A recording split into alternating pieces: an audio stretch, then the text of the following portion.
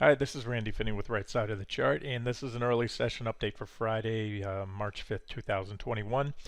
Lots going on in the market lately, so updates have picked up, especially those on the broad market.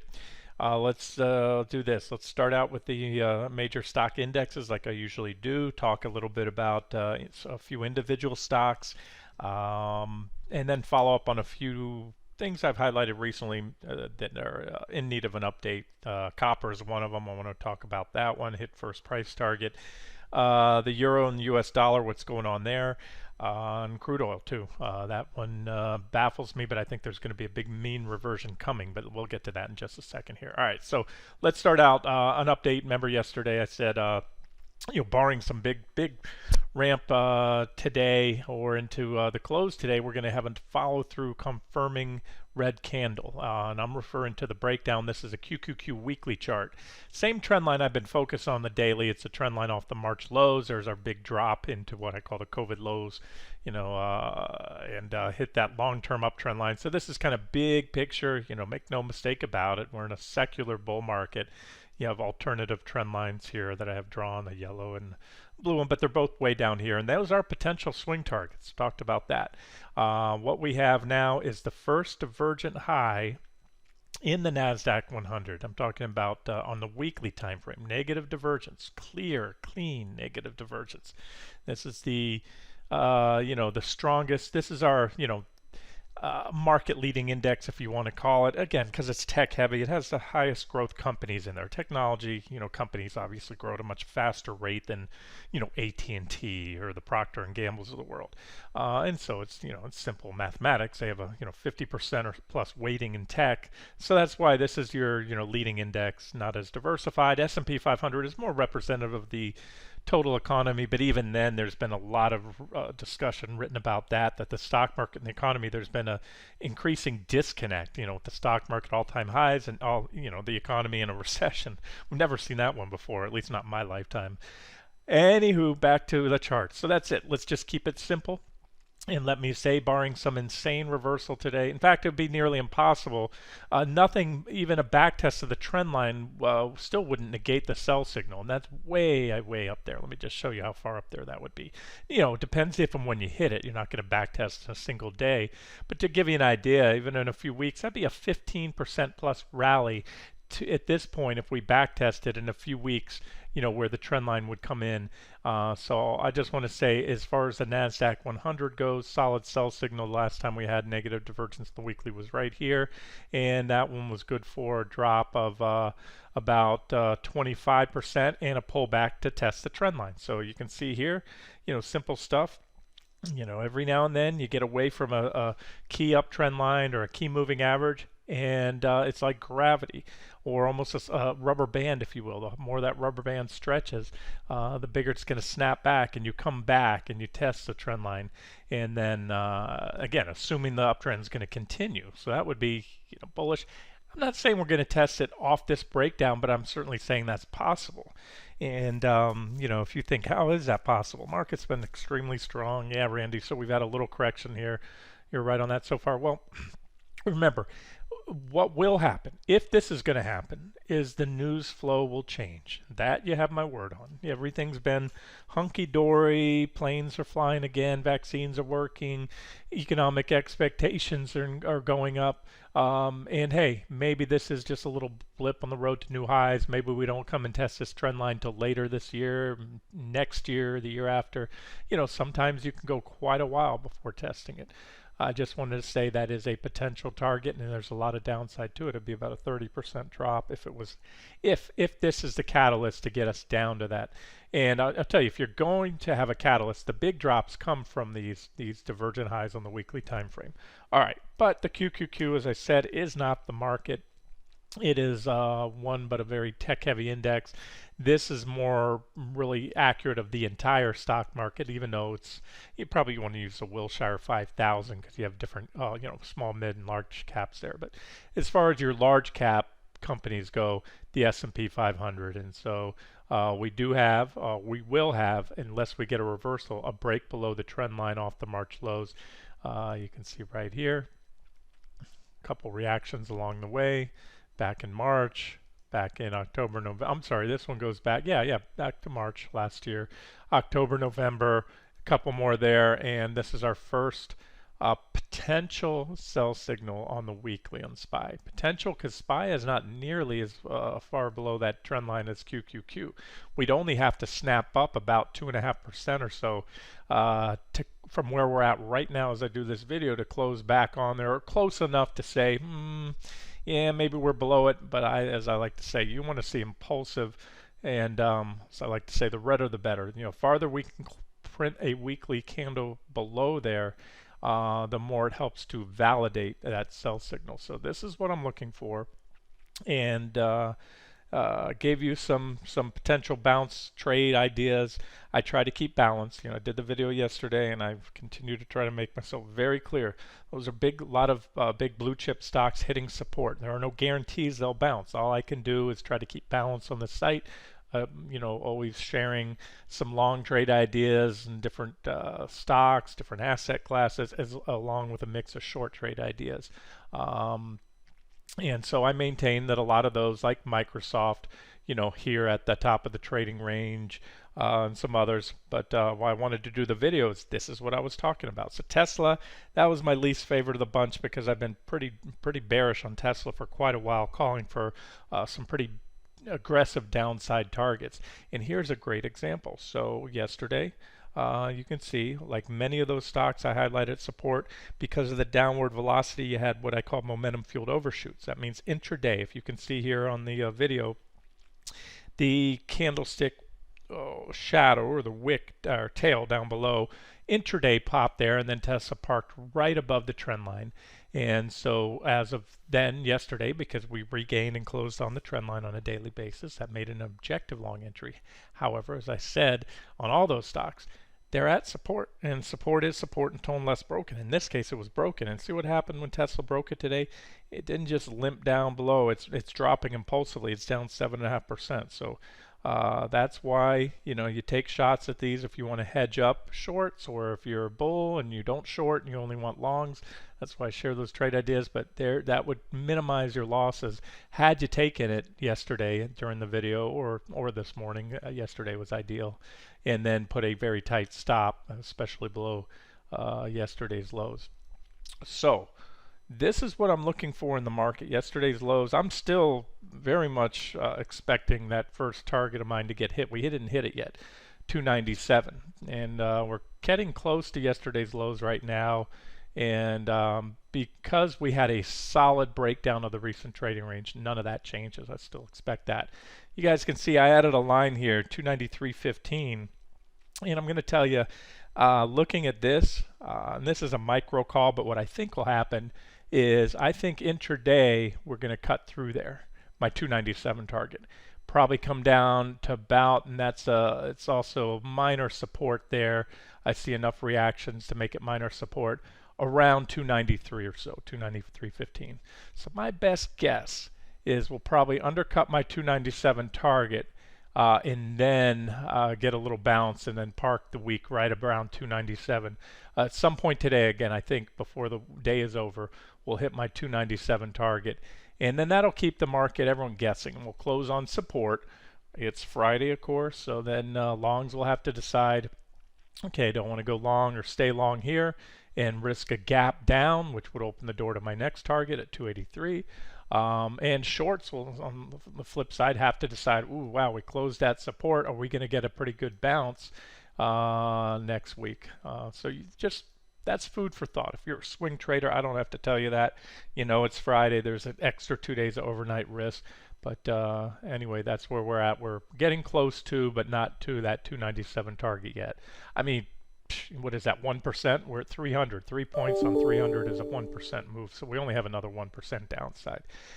So if that's what you're targeting, and you want to just take the quick profits, if you shorted the breakdown here, or got in earlier on the 60-minute charts, you're already good for an 8% plus downside, short trade, 8.5% or so right now on QQQ and NQ. You could certainly book profits, but I'm more apt to just trail stops down at this point.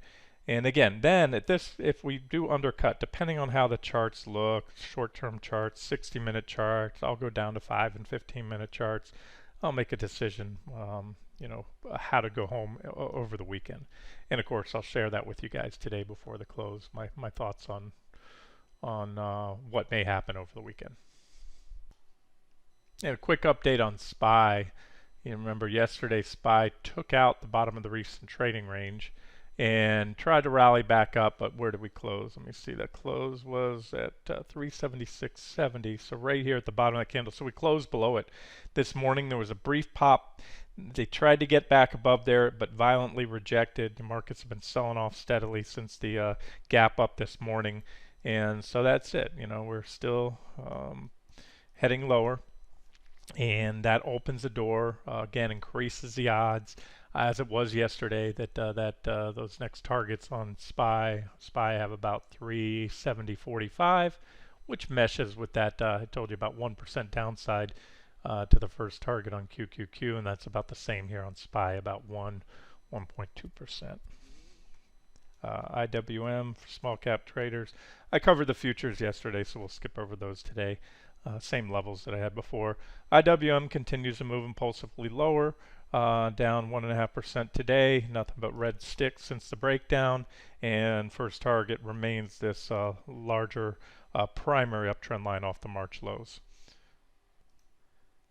Okay, and a quick update on copper. This one's played out nice. I highlighted this, I've done quite a few updates, but I highlighted what at the time, just a few days ago, I said was a potential inverse head and shoulders pattern, left shoulder, head, right shoulder.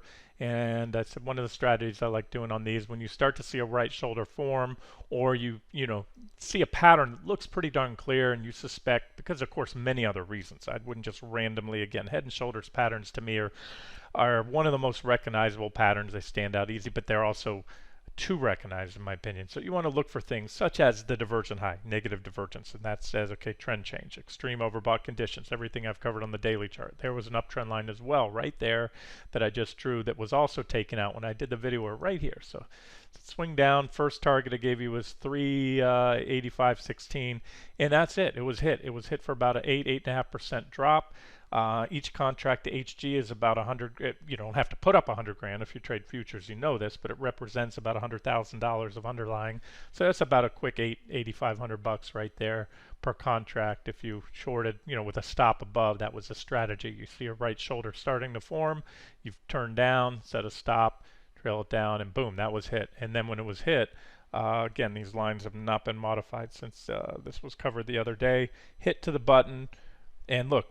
Boom, right back to that 40753 resistance. So at this point, if you did cover at T1, I think you could recycle back in here objectively for another swing down, potentially these next two targets. And at this point, I'd probably hold out for that 3704.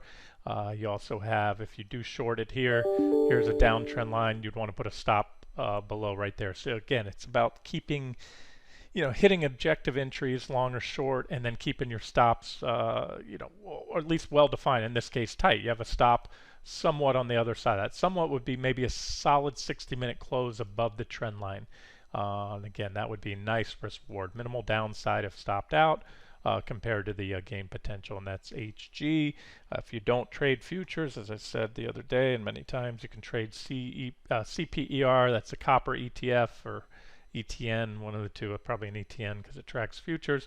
It took out the downtrend line, and there's your drop, and this one about 7%. Remember, you're going to see on ETNs such as USO, things that track commodity futures, they don't trade around the clock like the futures do. They only trade 9:30 to 4, so you're going to have bigger swings, and that's why you had that. Well, again, I was also looking at the point I covered it in the video. That was about that 8.5% drop on HG, but there it is. And where does it go longer term if you're swinging? Well, there's a trend line break.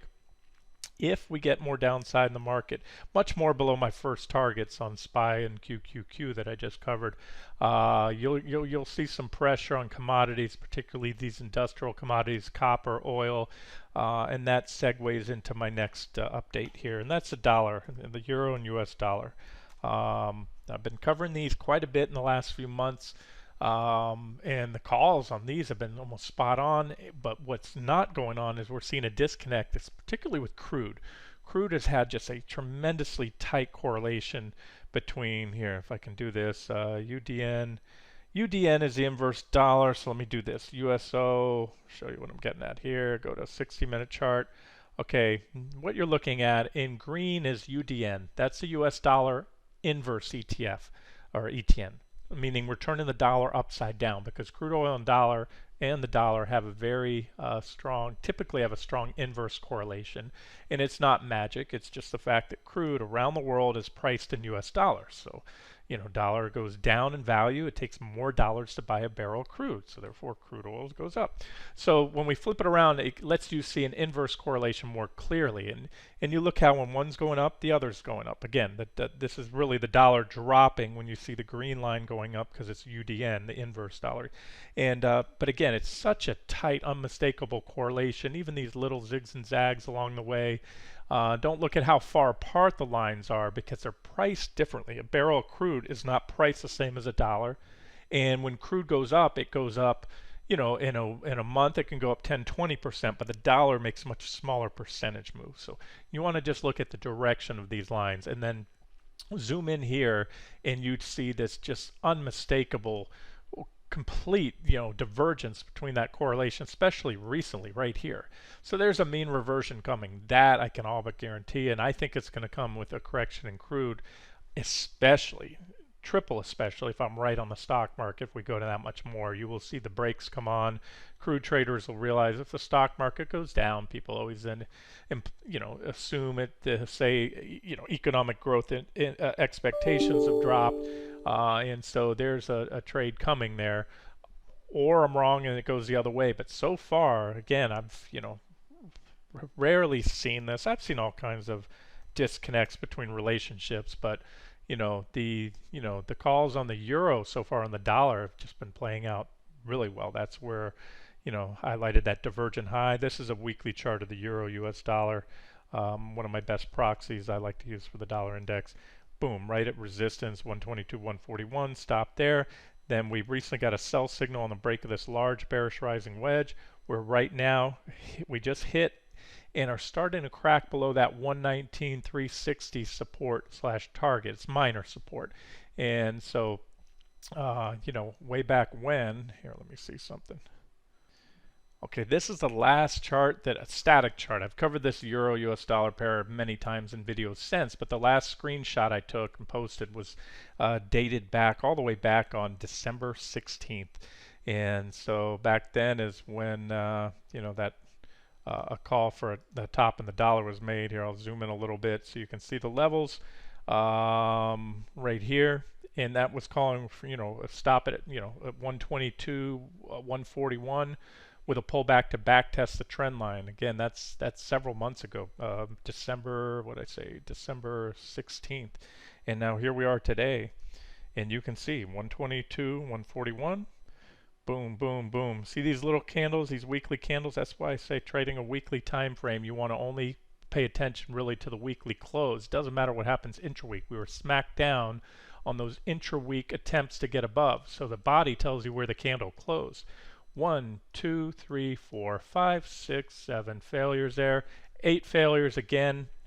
Once we failed there, we back tested, and then back tested last week, followed by an impulsive rejection. That is resistance at its finest, or technical analysis there. So boom, we've dropped down below. We hit that's minor support. So we could bounce here. That's pretty good support.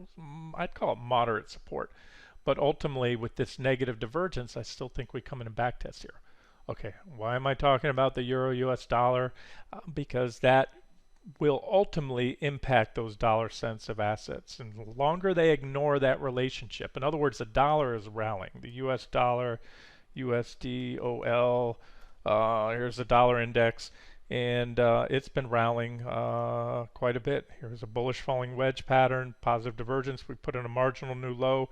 The divergence only grew larger, and boom. And so now the dollar's starting to crack above that previous reaction high, just like the euro was starting to dip below that low. And so we're right at or close enough to resistance. As of now, it is a breakout. but we could get rejected. If we clear that, then the dollar will have another leg up, and the euro another leg down. That would be your next target there, probably a stop along there. Either way, it could open the door for more downside and ultimately have the euro US dollar come to back test that trend line I talked about. Why does that matter? Again, commodities, most commodities, but particularly crude oil, industrial metals, they tend to be dollar sensitive, and the stock market as well. You can put up compare the dollar to the stock market, and you can see stock market since here, one goes up. This is the stock market goes down, dollar goes up. Stock market, or the stock market right here in purple bottoms starts rallying. It's no coincidence the dollar's falling. So right now you can see correction in the stock market so far, and the dollar's rallying. So inverse correlation there as well. All right, so we'll wrap it up here. Just another zoom down to the 60-minute chart on IWM. Coming up on that 204.90-ish target now, not there yet, but just like SPY and QQQ, a little more downside, and that'll be hit, likely where we get our first reaction. And if and when that level goes, then that opens the door to more downside. So that's IWM on the 60-minute time frame. And again, in the beginning of the video, I covered it here on the daily time frame, uptrend line, and this is the if things get ugly target. So if we hit the trend line, whether or not we bounce, if and when we break it, it would be ideal to get a bounce and then break it, because if we break through it, we're going to be pretty oversold. But either way, again, let's just watch it, see what happens. Again, that would be a swing target on the downside, probably get a bounce there, but then if and when we break it, if and when SPY and QQQ break those first target support levels, that is a potential pullback target for IWM, and that would be from here, give us another, depending if and when it's hit, about another 18% downside. All right, I'm going to wrap it up here, get the video out to you guys, and keep looking for trade ideas. All right, this has been Randy Finney with Right Side of the Chart. Have a great day.